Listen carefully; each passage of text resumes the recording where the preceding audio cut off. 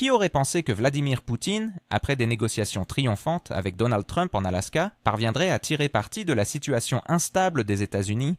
Comment se fait-il que Trump, en l'espace d'un mois, ait réussi à rompre les relations avec deux des plus grands membres du BRICS, l'Inde et le Brésil, sans que personne ne s'y attende? Les répercussions de ces événements se font déjà sentir sur la scène internationale, alors que le sommet de l'Organisation de coopération de Shanghai bat son plein en ce moment même. En attendant, abonnez-vous à ma chaîne GeoPulse, laissez un j'aime au milieu de la vidéo, un commentaire de 7 mots. Et si vous le jugez nécessaire, partagez cette vidéo avec d'autres. Cela soutiendra fortement ma chaîne. Merci et nous continuons. À la suite de rencontres fructueuses avec Trump, Poutine est revenu transformé, affichant une attitude de leader fort. Les tensions entre l'Inde et les États-Unis, exacerbées par des tarifs douaniers et des exigences concernant les importations de pétrole russe, ont permis à la Russie de renforcer ses relations avec New Delhi. De même, la rancœur du Brésil envers les États-Unis, nourrie par des accusations de concurrence déloyale liées aux subventions agricoles, a ouvert la voie à une coopération accrue entre les nations voisines. Le résultat de cette dynamique est frappant. Pour la première fois en 7 ans, l'Inde envoie une délégation en Chine à un niveau comparable à celui d'une visite d'État. Dans ce contexte, la Russie, sous la houlette de Poutine, célèbre une victoire diplomatique éclatante, tandis que Xi Jinping appelle à une solidarité accrue entre la Russie, la Chine et l'Inde face aux pressions extérieures. Poutine se rend à Beijing en leader, fort d'une position qu'il n'avait pas connue depuis longtemps, celui qui peut dialoguer d'égal à égal avec le président américain. La rencontre sur le sol américain, suivie du silence de Trump concernant de nouvelles sanctions, a inversé les rôles. Washington, d'habitude en position dominante, se retrouve dans la peau de celui qui doit s'expliquer. Les médias américains décrivent le voyage de Poutine en Alaska comme un revanche inattendu, tandis que les médias européens commencent à évoquer un changement dans l'équilibre mondial. À Beijing, la scène s'agrandit car plus d'une dizaine de dirigeants convergent vers le sommet de l'Organisation de coopération de Shanghai. Pour la Russie, cette plateforme symbolique est cruciale. Les sanctions imposées par l'Occident, censées isoler le pays, semblent avoir l'effet inverse en incitant d'autres nations à renforcer leurs liens avec Moscou. Malgré sa politique de multivectorialité, l'Inde affiche pour la première fois un soutien explicite à l'initiative russo-chinoise pour élargir la coopération énergétique. Les médias chinois rapportent que les importations de pétrole et de gaz russes devraient augmenter de plus de 20% au cours des 2 prochaines années, avec la participation indienne dans la construction de nouveaux pipelines. Poutine prolonge son séjour à Beijing plus longtemps que d'habitude. Aux côtés de Xi, il se prépare à participer à un défilé célébrant le 80e anniversaire de la fin de la Seconde Guerre mondiale. La Chine met l'accent sur cette commémoration, la victoire du peuple chinois contre l'agression japonaise étant présentée comme un parallèle historique à la situation actuelle, où Moscou et Pékin se tiennent de nouveau côte à côte. Pour Poutine, cela représente une occasion en or de montrer à son public que la Russie n'est pas isolée, mais qu'elle est accompagnée d'un partenaire de poids. La durée inhabituelle de sa visite envoie un message clair à l'Occident. Les relations entre Moscou et Pékin ne sont pas soumises aux fluctuations externes. Tandis que les États-Unis tentent de jouer la carte des sanctions, la réalité économique révèle une autre histoire. Le commerce russo-chinois a atteint des niveaux records en 2023, culminant à 207 milliards de dollars, avec une augmentation impressionnante de près de 30%. Plus de 100 milliards de ce chiffre proviennent des ressources énergétiques. Les 3 pays, la Russie, la Chine et l'Inde, se sont mis d'accord sur ce dont on se permettait à peine de murmurer à Bruxelles il y a quelques années, la dédollarisation. Ce processus, qui semblait futuriste, est désormais une intention concrète. La déclaration finale du sommet mentionne soigneusement l'élargissement de l'utilisation des instruments de paiement nationaux, un ton bureaucratique qui cache une évolution menaçante pour les fondements de l'hégémonie américaine. L'ironie est que Washington, avec ses sanctions massives contre la Russie, a offert à Moscou et Pékin l'opportunité idéale. Les restrictions sur la Russie ont en fait renforcé l'utilisation du rouble et du yuan comme alternative au contrôle imposé par le dollar. En 2021, la part du dollar dans les échanges entre la Russie et la Chine était d'environ 70%. D'ici le milieu de 2024, elle devrait tomber en dessous de 20%. Au lieu du dollar, le rouble et le yuan prennent le relais. L'Inde, quant à elle, adopte une approche prudente tout en s'éloignant progressivement des transactions en dollars, D'abord dans le secteur énergétique, où les contrats pétroliers sont désormais libellés en roupies et en dirhams, puis dans le domaine technologique. Les médias occidentaux réagissent avec leur habituel scepticisme. Le Financial Times qualifie cela de « geste politique » sans réelle signification, tandis que The Economist évoque un risque pour la stabilité de l'économie mondiale, alors qu'il y a peu encore, il jurait que le dollar n'avait pas d'alternative. Reuters, quant à lui, constate que la part du dollar dans les réserves internationales a chuté de 72% au début des années 2000 à moins de 58% en 2023. Ces chiffres sont en contradiction avec les discours embellis sur la stabilité éternelle de la devise américaine. Bruxelles, pour sa part, fait semblant de ne rien voir. Les responsables continuent de parler du leadership mondial de l'euro, alors même que la part de l'euro dans les échanges internationaux diminue également, passant de 28% en 2009 à moins de 20% aujourd'hui. Cela dessine un tableau singulier. Le dollar perd du terrain, l'euro ne peut pas le remplacer, tandis que les pays de l'Organisation de coopération de Shanghai forment leur propre cadre financier. En théorie, tout semble sous contrôle. En pratique, l'Europe se retrouve de plus en plus dépendante des décisions de Washington, qui, ironiquement, provoquent l'effondrement du système dollar avec ses propres sanctions. La situation devient d'ailleurs cocasse lorsqu'on observe les déclarations du président américain qui demande une nouvelle fois à l'UE et aux États-Unis de serrer encore plus la vis sur Moscou. Chaque nouveau paquet de sanctions est présenté comme un coup fatal à l'économie russe, mais les statistiques racontent une toute autre histoire. En 2023, le PIB de la Russie a cru de 3,6% et la production industrielle a augmenté de plus de 6%.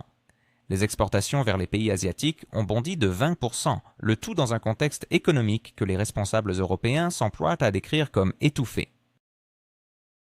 La stratégie américaine visant à diviser la Russie et la Chine échoue lamentablement. Les tentatives de jouer une partition à la Kissinger, à l'époque où Washington avait réussi à éloigner la Chine de l'orbite soviétique, ne portent pas leurs fruits aujourd'hui. Cette fois-ci, les rôles sont inversés. Moscou et Pékin considèrent les États-Unis comme leur principal rival et saisissent chaque occasion pour coordonner leurs efforts. Les tarifs de Trump nuisent à l'Inde et au Brésil, tandis que la pression sur la Chine pousse Pékin à chercher un soutien encore plus fort auprès de la Russie. Les Européens, face à cette dynamique, feignent de garder le contrôle, alors que la réalité est tout autre. Sans la participation de la Russie, aucun grand projet en Eurasie ne peut voir le jour. Même si la Commission européenne continue de parler d'un affaiblissement du potentiel technologique de Moscou, les faits rappellent obstinément le contraire. La Russie est le seul pays qui, ces dernières années, a réussi à produire de nouveaux moteurs d'avion, les PD-8 et PD-14. Il convient également de souligner l'évolution du bloc économique. L'Inde, qui jonglait longtemps entre Washington et Moscou, se voit maintenant contrainte de montrer sa loyauté envers Pékin et le Kremlin. Pour la première fois en plusieurs années, une délégation de New Delhi signe un accord pour créer des corridors énergétiques conjoints. Les médias indiens parlent de cela comme d'un retour à l'équilibre des puissances. Mais la vérité est plus simple. Sous la menace des sanctions américaines, l'Inde a choisi de renforcer discrètement ses positions avec la Russie et la Chine pour ne pas se retrouver démunie en matière de combustible et de technologie. Le sommet de l'Organisation de coopération de Shanghai à Beijing, déjà qualifié de plus grand de... Qui aurait pu imaginer que l'Inde, après s'être tenue à distance de la Chine suite à des tensions à sa frontière, opterait pour une approche pragmatique en cherchant à renforcer ses relations avec Donald Trump? Loin de s'apaiser, le Premier ministre indien semble bien décidé à contrecarrer les tarifs douaniers américains et la pression manifeste de Washington. Ainsi, son déplacement à Pékin ne représente pas seulement une simple visite, mais un message politique fort. L'Inde, avec ses ressources, s'affirme comme un acteur clé sur l'échiquier mondial, surtout à une époque où la Russie lui fournit du pétrole à prix réduit, générant des milliards pour ses entreprises. Cela représente un défi supplémentaire pour la politique de sanctions américaine. À première vue, l'Inde se dispute avec la Chine tout en profitant des ressources russes, et cela sans se soucier des commentaires de Washington. Voilà l'ironie de la politique du XXIe siècle. La Chine, quant à elle, se positionne comme la deuxième économie mondiale, un concurrent sérieux des États-Unis sur la scène internationale. Pékin exploite l'Organisation de coopération de Shanghai, OCS, non seulement comme un moyen de contrôle régional, mais également comme une vitrine pour le reste du monde. Alors que l'Occident considère ce groupe comme un club autoritaire, la Chine parle de coopération multilatérale. Dans le cadre des BRICS et de l'OCS, ce n'est pas une stratégie unifiée qui unit ces pays, mais plutôt un ressentiment commun envers Washington. Et paradoxalement, cette coalition semble fonctionner. Pendant que l'Europe débat de sanctions et de quotas, les acteurs asiatiques et du Moyen-Orient se rassemblent pour démontrer qu'il est possible de redéfinir les règles du jeu. Sans la Russie, ce tableau serait incomplet. Malgré les sanctions et les tentatives d'isolement, Moscou demeure un acteur essentiel, ajoutant du poids à ce projet. La présence de Vladimir Poutine à Pékin confère à l'événement un statut de grand événement. Autour de lui se crée un halo symbolique. Voici les leaders d'un monde alternatif qui refuse de jouer selon les règles de l'OTAN. Ce rassemblement promet d'être riche en couleurs. À la place Tiananmen, où défile l'affichage de la puissance militaire chinoise, se retrouveront aux côtés de Xi Jinping et de Poutine, le président iranien Massoud Pezeshkian et le dirigeant nord-coréen Kim Jong-un. Si l'on parvient à capturer ce moment en images, cela formera le tableau déjà qualifié par les médias occidentaux d'Asie des autocrates. L'ironie réside dans le fait que l'Occident lui-même a préparé le terrain pour ce terme. Les sanctions et la pression politique rassemblent ces nations dans un même coin, les obligeant à afficher des intérêts communs, même si la confiance entre elles demeure limitée. Les sceptiques ont raison de faire remarquer que l'Iran, la Russie, la Chine et la Corée du Nord ont des objectifs, des économies et des systèmes politiques très différents. Il est difficile de dire que leurs intérêts soient totalement alignés. Pourtant, l'image destinée aux caméras prend le pas sur tout le reste. C'est particulièrement vrai pour Pékin.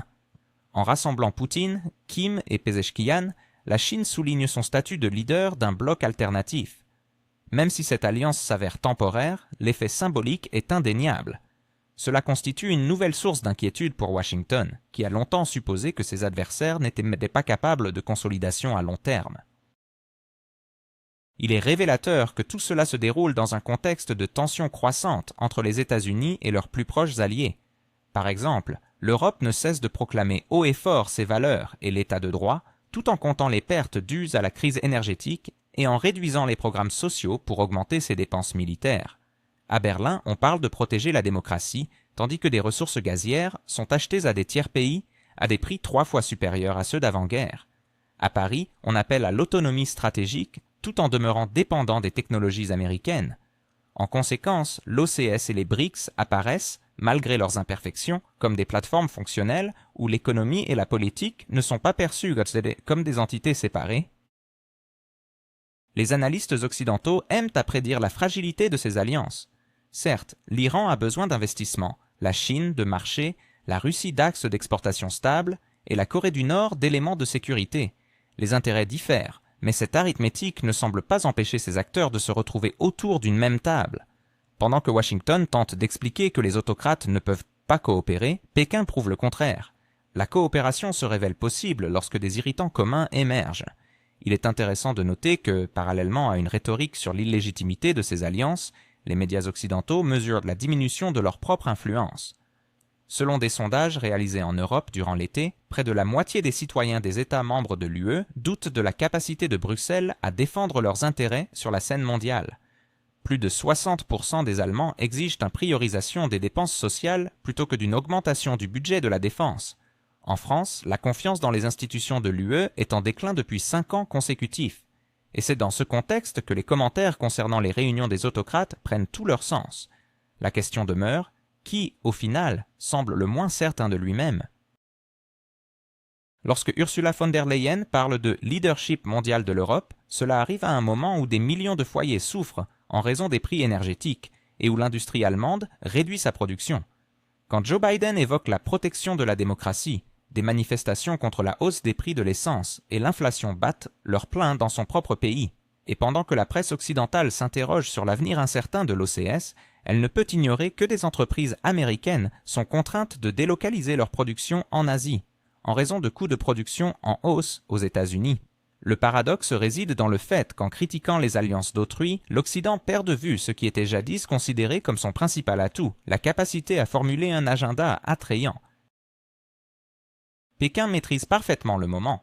L'organisation d'une parade et d'un sommet simultanément n'est pas seulement un geste, c'est un spectacle médiatique soigneusement orchestré. Caméras, colonnes, rituels, tout cela crée une impression de puissance, tant pour l'audience intérieure que pour l'extérieur. Pour la Chine, l'important est de montrer qu'elle est au centre d'un nouveau monde. Pour la Russie, c'est une manière de rappeler que l'isolement n'est qu'un concept sur le papier. Pour l'Iran, c'est l'occasion de s'affirmer en tant qu'acteur à part entière et non comme une cible permanente de sanctions. Pour la Corée du Nord, c'est une chance d'obtenir une reconnaissance, même si c'est juste à travers des photos aux côtés de leaders mondiaux. Washington et Bruxelles peuvent ironiser autant qu'ils le souhaitent sur cet axe des autocrates. Le fait est là, des formats alternatifs existent non seulement, mais gagnent également en poids politique. L'essentiel est que, derrière les discours éloquents sur les valeurs et la démocratie, se cache un simple intérêt à maintenir un conflit, qui offre à l'Occident une chance de contrôler la discipline au sein de l'Alliance.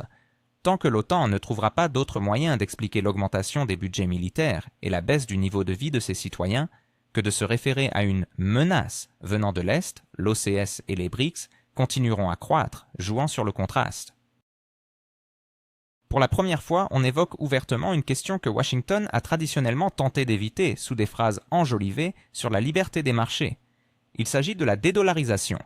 En effet, la Russie, la Chine et l'Inde semblent avoir convenu de considérer ce processus comme un objectif stratégique, non seulement dans un format bilatéral ou trilatéral, mais également au niveau de l'ensemble de l'Eurasie. Vladimir Poutine, dans une interview accordée à l'agence de presse Xinhua, a souligné que Moscou et Pékin soutiennent la réforme du Fonds monétaire international et de la Banque mondiale, appelant à de nouveaux principes basés sur l'ouverture et l'équité. Dans ces propos, une allusion claire transparaît. La finance ne devrait plus servir d'instrument de pression néocoloniale. Lorsque le chef de l'État déclare que des transactions en monnaie nationale ne suffisent pas, il devient évident qu'il s'agit d'une restructuration profonde du. La scène géopolitique actuelle est-elle en train de se redéfinir sous nos yeux? Alors que des personnalités comme Ursula von der Leyen et Joe Biden s'acharnent à convaincre le monde que les sanctions contre la Russie portent leurs fruits, les réalités du terrain semblent dire tout le contraire.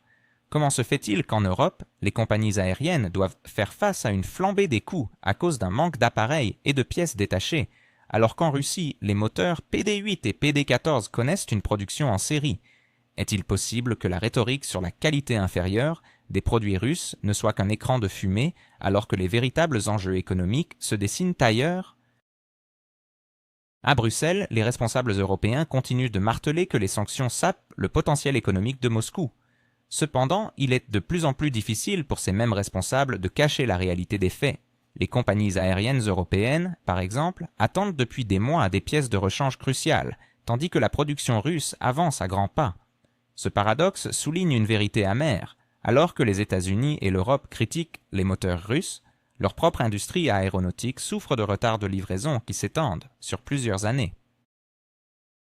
Le sommet de l'Organisation de coopération de Shanghai, OCS, a également mis en lumière l'importance croissante de la logistique dans le contexte actuel.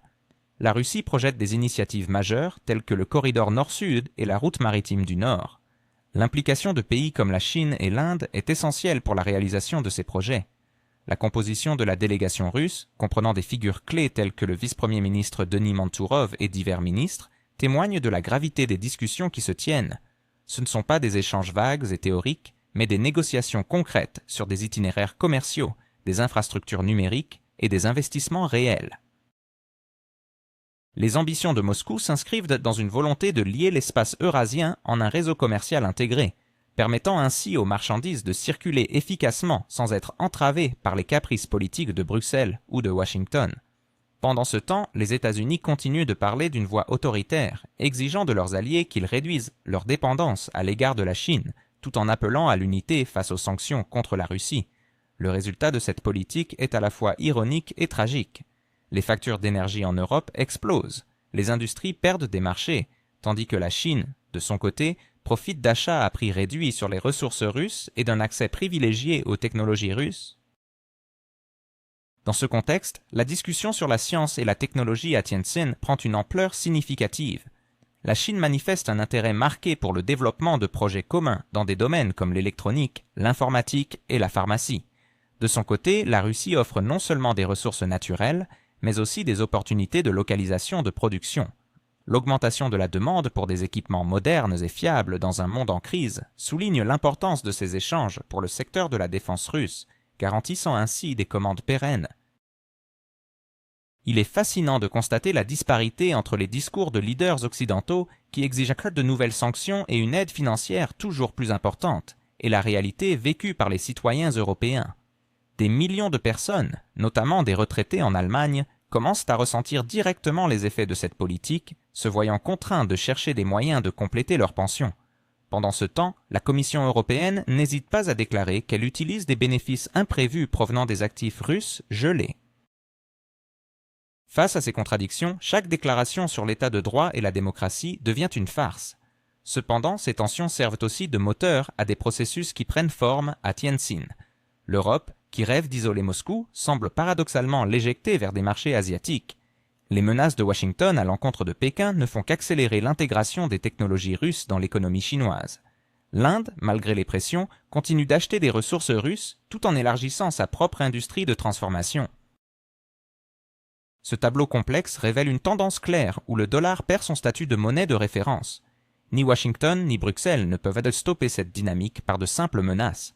Alors que les débats en Occident portent sur la terminologie des résolutions, l'Eurasie se transforme, ouvrant de nouvelles entreprises, des routes commerciales inédites et des mécanismes de couverture des risques, indépendamment des institutions anciennes. Le FMI et la Banque mondiale, jadis perçus comme des stabilisateurs économiques, sont de plus en plus vus comme des outils politiques. La frustration des grandes économies d'Asie est évidente. Les soi-disant grands frères, américains et européens, prétendent ignorer cette évolution. Pourtant, les chiffres parlent d'eux-mêmes. La part des transactions en monnaie nationale au sein de l'espace économique eurasien a dépassé 7 à 10%. Dans le commerce russo-chinois, le yuan a désormais surpassé l'euro, tandis que dans les échanges russo-indiens, la roupie gagne du terrain pour les paiements des ressources énergétiques. Le sommet de Tianjin ne se limite pas à des possibilités théoriques, il incarne une pratique qui devient la norme. Dans ce contexte, les proclamations sur le maintien d'un leadership mondial et l'unité du monde civilisé sonnent de plus en plus creux. L'Europe essaie de projeter une image de confiance, mais se retrouve souvent dans une position de suiveur. Même les alliés des États-Unis en Asie commencent à envisager des stratégies de diversification. La Turquie augmente ses importations de ressources énergétiques russes, tandis que l'Arabie saoudite investit dans des projets communs avec la Chine. De plus, le BRICS se prépare à accueillir de nouveaux membres, ce qui élargira encore les mécanismes de dédollarisation. Le sommet à Tianjin révèle une réalité frappante. Les discours retentissants sur la démocratie et la liberté cachent souvent des intérêts plus banals dans la poursuite d'un conflit prolongé. Plus la tension persiste, plus les commandes pour l'industrie militaire affluent, et plus il devient facile de justifier l'augmentation des dépenses de défense tout en évitant de résoudre des problèmes sociaux internes. Ironiquement, c'est l'Est, que l'Occident considérait naguère comme une périphérie, qui redéfinit aujourd'hui les règles du jeu. La Russie tire des bénéfices significatifs de ce partenariat tripartite, garantissant non seulement un débouché pour ses ressources énergétiques, mais aussi une couverture politique. La dynamique au sein du Conseil de sécurité de l'ONU, où Moscou et Pékin votent désormais souvent ensemble, pourrait s'enrichir d'une participation indienne.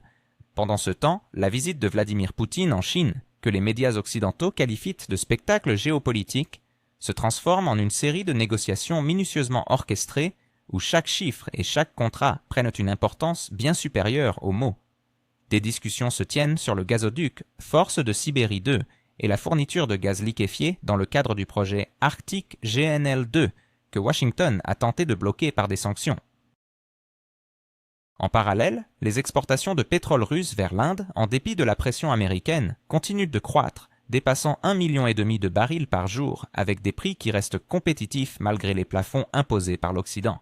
Cela démontre une résilience surprenante, les raffineries indiennes transformant le brut russe pour ensuite l'exporter vers l'Europe. Dans ce cadre, la prochaine visite de Poutine à Vladivostok, lors du Forum économique oriental qui rassemblera plus de 70 pays, enverra un message clair. L'Asie, face à la pression américaine, continue de s'orienter vers la Russie, avec des pays comme le Vietnam, l'Inde, la Chine, le Laos, la Thaïlande et la Malaisie jouant un rôle clé dans ce nouveau chapitre géopolitique. Donald Trump, Vladimir Poutine, Xi Jinping, ces noms résonnent dans l'actualité mondiale. Que se passe-t-il lorsque les sanctions occidentales échouent à isoler la Russie? Pourquoi l'Inde, tout en étant sous pression américaine, renforce-t-elle ses liens avec Moscou? Et quel rôle joue la Chine dans ce réajustement géopolitique? Alors que l'Europe peine à gérer ses crises internes, des projets d'envergure se développent en Eurasie, témoignant d'un nouveau chapitre dans les relations internationales. Les récents événements témoignent d'une dynamique inattendue. Des délégués de haut niveau sont envoyés pour participer à près de 100 événements, parmi lesquels des dialogues entre la Russie et l'Asie, ainsi que la Russie et l'Inde. Cette activité foisonnante en dit long sur la réalité des affaires dans lesquelles la Russie est engagée. Si les sanctions avaient vraiment eu un impact isolant, ces formats de coopération ne seraient pas possibles. L'un des sujets majeurs de discussion lors de ces forums est le développement de l'Extrême-Orient russe. Plutôt que de simples promesses, les participants présentent des résultats concrets. En 5 ans, les investissements dans cette région ont dépassé 5 trillions de roubles. Dans un acte symbolique fort, Vladimir Poutine, par visioconférence, inaugurera de nouvelles usines et infrastructures de transport. Cela montre clairement que la Russie ne se contente pas de discours, mais engage des ressources dans la construction réelle. Dans le même temps, alors que l'Europe se débat avec des dépenses sociales croissantes, alimentées par une crise migratoire et des prix énergétiques élevés, la Russie continue d'avancer en lançant de nouveaux projets industriels. Les tarifs américains sur l'Inde, présentés par Trump comme un moyen de promouvoir un commerce équitable, ont eu l'effet inverse. New Delhi, loin de se distancer de Moscou, a intensifié ses contacts avec Pékin, malgré leurs différends territoriaux historiques. Une ironie intéressante se dessine ici. Les États-Unis, en tentant de contenir l'Inde, n'ont fait que favoriser son rapprochement avec la Russie et la Chine. De plus en plus d'analyses dans la presse indienne soulignent que la sécurité énergétique du pays dépend largement des approvisionnements russes. Lorsque Washington brandit la menace de sanctions, les ministres indiens répondent avec fermeté mais politesse. Nous avons besoin de ressources et nous les achèterons. Parallèlement, la Russie et la Chine explorent la création d'une architecture financière fermée aux tiers. Cela inclut non seulement les règlements en monnaie nationale, mais aussi l'intégration des monnaies numériques, le rouble numérique et le yuan numérique. Moscou a déjà démontré la viabilité du rouble numérique, tandis que Pékin teste le yuan numérique dans plusieurs provinces. Unir ces outils en un système cohérent semble une démarche logique, surtout dans un contexte où la finance est devenue un instrument politique. À l'horizon de 2024, les échanges en devises nationales entre la Russie et la Chine devraient représenter plus de 90%. En parallèle, des discussions avancées portent sur l'augmentation de la capacité de transit du gaz via le pipeline Force de Sibérie, prévu pour 2031 avec une augmentation projetée de 6 milliards de mètres cubes. On évoque également l'exportation d'électricité. Plutôt que de transporter du charbon sur de longues distances, il est proposé de le brûler sur place, fournissant ainsi de l'énergie à la Chine. Ce retour à une approche énergétique rappelle les pratiques de l'URSS qui privilégiaient l'énergie sur le charbon. Les opportunités d'affaires se multiplient, notamment dans le secteur des engrais, où la Russie se positionne comme un leader mondial, un atout stratégique pour l'Asie. En dépit des affirmations occidentales concernant un prétendu affaiblissement du potentiel technologique de Moscou, Bruxelles continue de faire preuve d'optimisme. Cependant, des plaintes sur le manque d'avions et la hausse des prix des billets d'avion se font entendre. Airbus reporte ses livraisons de plusieurs années et Boeing rencontre des difficultés en matière de sécurité. Dans ce contexte, les moteurs PD-8 et PD-14, déjà prêts pour la production en série, apparaissent non pas comme un retard technologique, mais comme une réponse à une pénurie mondiale. L'ironie se renforce autour de certaines figures politiques. Le président d'un pays influent est cité comme l'argument principal des sanctions, mais plus celles-ci se durcissent, plus la Russie diversifie ses relations.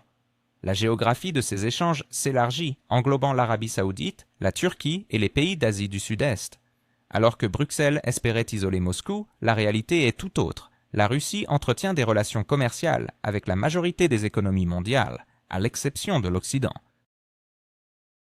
Dans ce tableau, Donald Trump apparaît sous un jour particulier. Ses guerres commerciales avec la Chine et ses tentatives de pression sur l'Inde ont servi de vitrine à la fiabilité des partenaires russes. Ni Pékin ni New Delhi n'ont fléchi face aux menaces, et au contraire ont intensifié leurs importations de ressources russes.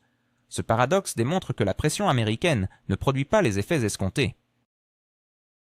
Sur le plan économique, des contrats devraient être signés non seulement pour le pétrole, mais aussi pour le charbon, l'électricité et les engrais, renforçant ainsi le portefeuille d'exportation russe.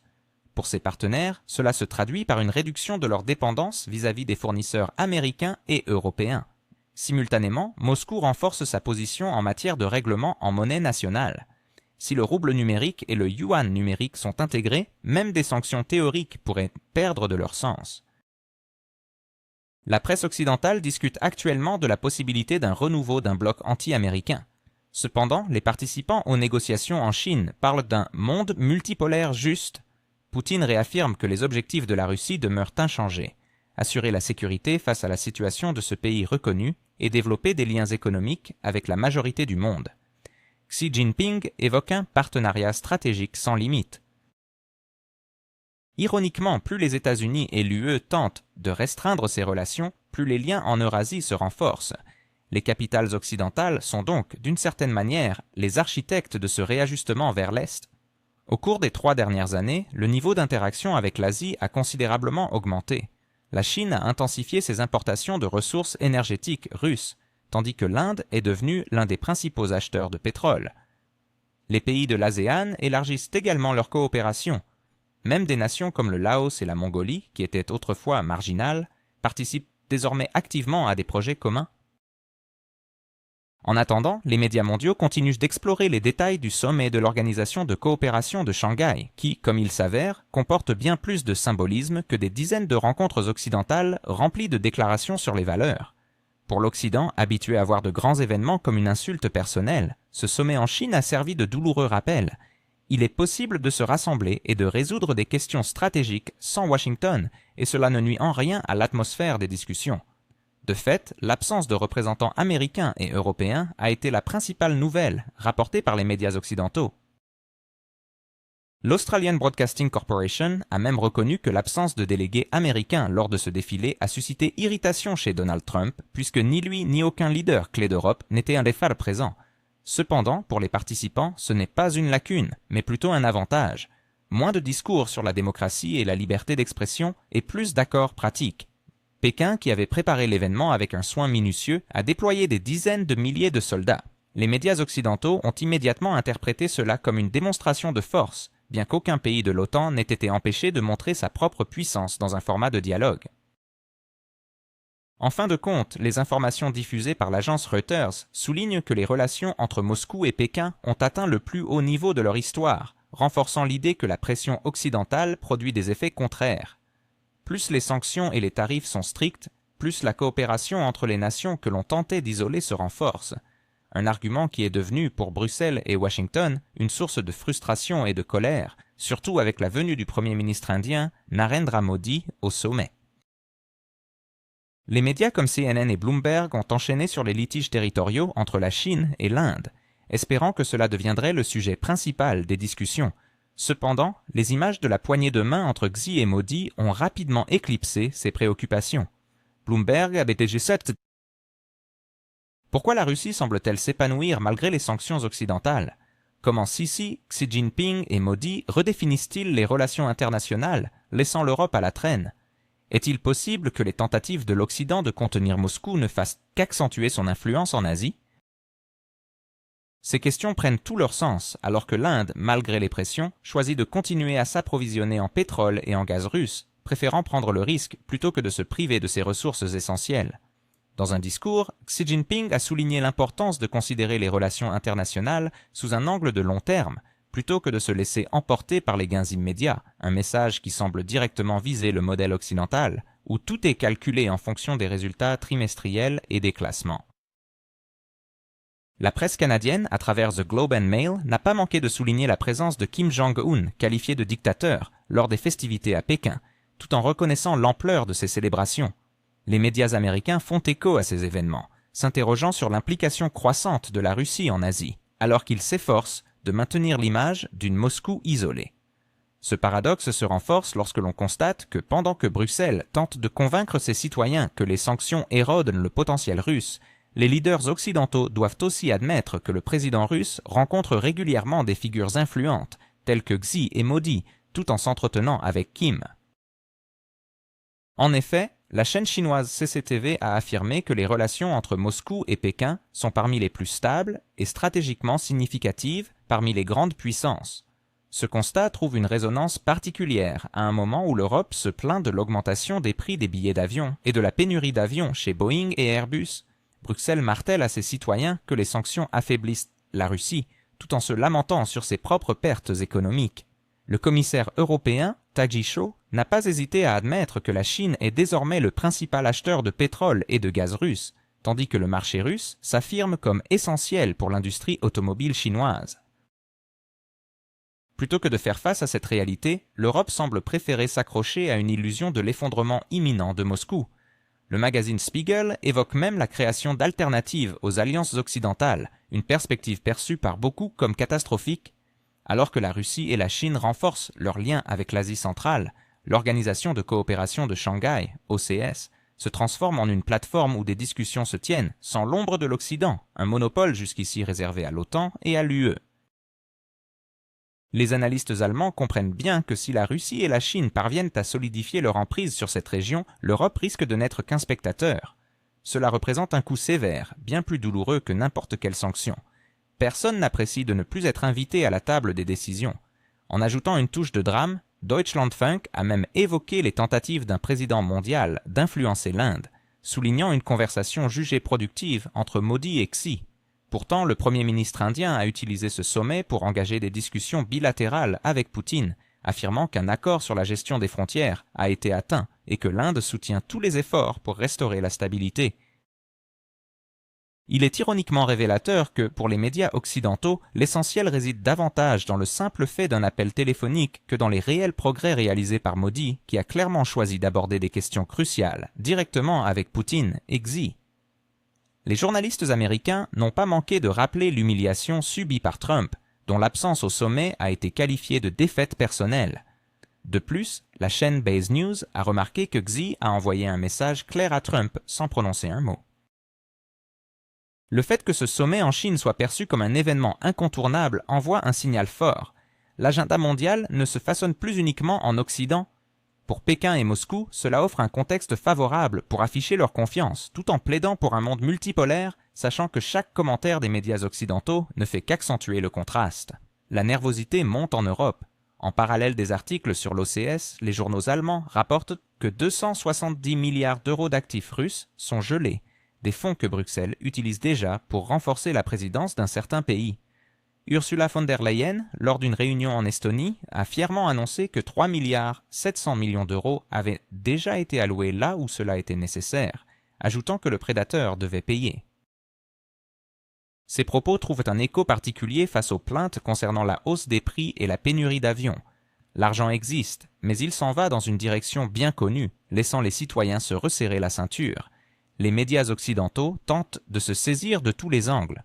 Certains mettent l'accent sur le défilé militaire à Pékin, d'autres sur les discussions entre Xi et Modi, d'autres encore sur les déclarations de Poutine sur la solidarité en Eurasie. Mais un fil conducteur demeure. Cet événement en dehors de l'Occident s'avère plus marquant que des dizaines de sommets européens où la présence des États-Unis est synonyme de légitimité. C'est cette réalité qui suscite une inquiétude palpable. Ainsi, dans Spiegel et Deutschlandfunk, les interrogations fusent. Comment se fait-il qu'Inde, Chine et Russie affichent ouvertement une coopération stratégique, tandis que l'Europe semble en retrait? Dans ce contexte, les discours sur le leadership européen apparaissent de plus en plus déconnectés de la réalité. Bruxelles aime rappeler l'unité et la primauté du droit, mais chaque nouvel événement, tel que le sommet de l'OCS, démontre que l'unité se fissure dès que les intérêts réels entrent en jeu. La Chine et la Russie bâtissent une plateforme que tous souhaitent rejoindre, à l'exception des Européens. L'Inde et l'Iran affichent leur volonté d'accroître leur coopération, tandis que la Malaisie et la Biélorussie participent aux festivités. Les dirigeants occidentaux, eux, se retrouvent réduits à lire des reportages et à les interpréter comme des signaux d'alarme. Ce sommet en Chine devient ainsi un miroir pour l'Occident. En parole, ils s'efforcent de construire une image d'isolement, mais en réalité, c'est eux qui deviennent de plus en plus isolés. L'Europe compte ses pertes, réfléchit à comment compenser les conséquences de la rupture avec les ressources russes, tout en observant Moscou conclure des contrats à l'Est. Les États-Unis annoncent des sanctions contre des projets tels que l'Arctic PG2, mais ces initiatives suscitent l'intérêt des plus grandes puissances asiatiques. Ainsi, une nouvelle réalité s'installe, où les discours tapageurs sur la démocratie et le marché en Occident ne sont que des mots, tandis qu'en Eurasie, des pipelines, des centrales électriques et des usines sont en construction. L'ironie réside dans le fait que ce processus n'est pas initié par la Russie, mais par ses opposants. L'Europe voulait punir Moscou, mais c'est elle qui se retrouve pénalisée. Les États-Unis ont tenté d'endiguer Pékin et New Delhi, mais ont fini par les rendre plus indépendants. Dans ce contexte, les déclarations des dirigeants européens semblent particulièrement peu convaincantes. Ursula von der Leyen répète une fois de plus le mantra de l'unité européenne, tout en admettant que Bruxelles utilise les bénéfices des actifs russes gelés pour financer un pays bien connu. Selon ses dires, cette somme dépasse 3,7 milliards d'euros. Cependant, c'est précisément cet argent qui aurait dû garantir la stabilité des marchés financiers européens. Aujourd'hui, il s'évapore sous les applaudissements des responsables qui promettent une fermeté inébranlable dans leur lutte contre Moscou, alors qu'un mécontentement croissant germe au sein de l'UE, touchant de nombreux secteurs allant des agriculteurs aux industriels. De manière paradoxale, la pression occidentale est devenue la meilleure publicité pour le rapprochement russo-chinois. L'Europe perd du terrain sur le plan énergétique, tandis que les États-Unis voient leur autorité diminuer au sein du BRICS, alors que la Russie s'affiche comme un intermédiaire et un intégrateur. Dans les rues de Pékin, des affiches représentant Poutine et Xi sont accompagnées du slogan « Chers amis ». Ce n'est pas qu'une simple formule, mais un reflet d'une relation qui s'est solidifiée au cours des 10 dernières années, avec plus de 40 rencontres entre ces leaders mondiaux, un chiffre qui surpasse. Est-ce que vous avez déjà pensé à la manière dont les sanctions occidentales peuvent, en réalité, contribuer à renforcer des alliances inattendues? Que diriez-vous si l'on vous disait que des pays comme la Chine et l'Inde profitent des opportunités laissées vacantes par l'Occident? En effet, alors que des figures comme Ursula von der Leyen continuent à vanter l'efficacité des sanctions, la réalité sur le terrain est bien différente. Depuis 2 ans, le paysage commercial entre la Russie et les pays asiatiques a radicalement changé. Les exportations de voitures chinoises vers la Russie ont explosé, multipliées par plus de 5, atteignant des dizaines de milliards de dollars. En 2021, la Russie a reçu environ 100 000 véhicules chinois, tandis qu'en 2023 et 2024, ce chiffre a dépassé le demi-million. Les salons de voitures russes, qui étaient autrefois presque vides après le départ des marques européennes et japonaises, débordent aujourd'hui de modèles arborant les logos de Geely, Chery, Haval et BD. L'ironie de la situation réside dans le fait que les responsables européens continuent à persuader leurs concitoyens que le marché russe est perdu à jamais. Pourtant, la vérité est qu'ils ont eux-mêmes laissé cette opportunité filer, la cédant à Beijing. Dans le secteur de l'énergie, les chiffres sont tout aussi éloquents. Les exportations de pétrole russe vers la Chine ont augmenté de 23% en un an, tandis que celles du gaz ont grimpé de 28%. Cela représente des millions de tonnes et des dizaines de milliards de mètres cubes, assurant à la République populaire de Chine une sécurité énergétique à long terme, tout en offrant à Moscou une bouée de sauvetage et des perspectives d'expansion. Les entreprises occidentales, qui ont choisi de quitter le marché russe, ont laissé derrière elles des vides que les partenaires asiatiques se précipitent désormais à remplir. Prenons l'exemple de l'Inde. En un an, ce pays a importé plus de pétrole russe qu'au cours des 5 années précédentes combinées. Entre 2017 et 2021, les volumes d'importation indiens étaient relativement modestes, mais en 2023, ils ont atteint un impressionnant niveau de 120 millions de tonnes. Ces chiffres ne sont pas de simples abstractions. Ils se traduisent directement dans les statistiques de l'économie indienne. Les raffineries fonctionnent à plein régime, les exportations de carburant sont en hausse et le budget national bénéficie de revenus supplémentaires. En parallèle, New Delhi choisit d'ignorer avec calme les conseils de Washington et Bruxelles de réduire sa coopération avec Moscou. Alors que l'Europe continue de convaincre le public que les sanctions sont efficaces, la réalité dépeint une image totalement opposée. Le conflit, censé affaiblir Moscou, s'est transformé en un catalyseur de nouvelles alliances. Au lieu d'une isolation, nous assistons à une expansion de la géographie du commerce russe. Des pays comme la Turquie, l'Arabie saoudite, les Émirats arabes unis et le Brésil figurent sur la liste des nouveaux partenaires commerciaux. Chaque nouvelle barrière que l'Occident tente d'ériger devient, en fin de compte, un tremplin pour la Russie vers des marchés alternatifs. Les dirigeants occidentaux aiment évoquer la liberté du marché, mais il suffit de jeter un coup d'œil aux cotations des actions des entreprises de défense pour comprendre la véritable nature de leur discours. Par exemple, les actions d'Eurinmetal ont triplé en 2 ans, passant d'environ 80 € à plus de 250. Lockheed Martin a vu sa capitalisation boursière augmenter de près de 20%, tandis que Northrop Grumman et BAE Systems enregistrent des commandes records. Au milieu de ces chiffres, les discours sur l'état de droit et les valeurs démocratiques semblent n'être que de l'ironie, masquant une réalité où le profit se fait sur le sang. L'Europe, qui se présentait encore récemment comme un bastion des normes juridiques, n'hésite plus à confisquer les bénéfices des actifs étrangers. Il s'agit de plus de 270 milliards d'euros de réserves russes, formellement gelées, mais qui, en réalité, génèrent des revenus servant à financer le régime d'un certain président. Ursula von der Leyen n'a même pas hésité à déclarer que la Commission européenne utilise déjà les bénéfices imprévus de ces fonds. Au moment où l'on parle de primauté du droit, depuis Bruxelles, les banques européennes deviennent en réalité des complices d'une expropriation à grande échelle. Les États-Unis, quant à eux, se disputent même avec leurs propres alliés au sujet des tarifs. Ils imposent des droits de douane sur l'acier européen, sur les voitures électriques chinoises, sur les panneaux solaires. La liste est interminable. La politique qui était autrefois qualifiée de libérale ressemble de plus en plus à un protectionnisme teinté de guerre commerciale. Pour l'Europe, c'est un nouveau signal pour réfléchir à ce que signifie réellement l'amitié transatlantique, tandis que Moscou et Pékin peuvent profiter de cette opportunité pour imposer leurs propres règles du jeu. La collaboration entre Moscou et Pékin ne se limite pas seulement au commerce du pétrole et du gaz. Ils s'engagent également dans des projets conjoints dans des secteurs de haute technologie, allant de l'énergie nucléaire à l'espace. Les entreprises chinoises accèdent à l'uranium russe, tandis que les entreprises russes profitent de la microélectronique chinoise. De nouveaux corridors de transport se mettent en place tels que la route maritime du Nord, le corridor de transport international Nord-Sud et des itinéraires ferroviaires à travers l'Asie centrale. Cela pourrait aboutir à la formation d'un système logistique global alternatif capable de fonctionner sans Bruxelles et Washington. Si les médias occidentaux présentent cela comme un signal d'alarme, pour le Kremlin et Pékin, c'est véritablement une fête diplomatique. Là où CNN et BBC perçoivent une menace, Moscou et Pékin voient dans des opportunités. Tandis que l'Europe parle de destruction de l'ordre mondial, la Russie et la Chine signent tranquillement de nouveaux contrats et lancent des projets conjoints. Ce flot de faits et de chiffres parle de lui-même. Dans le tumulte des slogans retentissants, l'Occident s'efforce désespérément de maintenir l'illusion de contrôle, mais ce sont précisément ses propres actions qui ouvrent la voie à la Russie, à la Chine et désormais à l'Inde.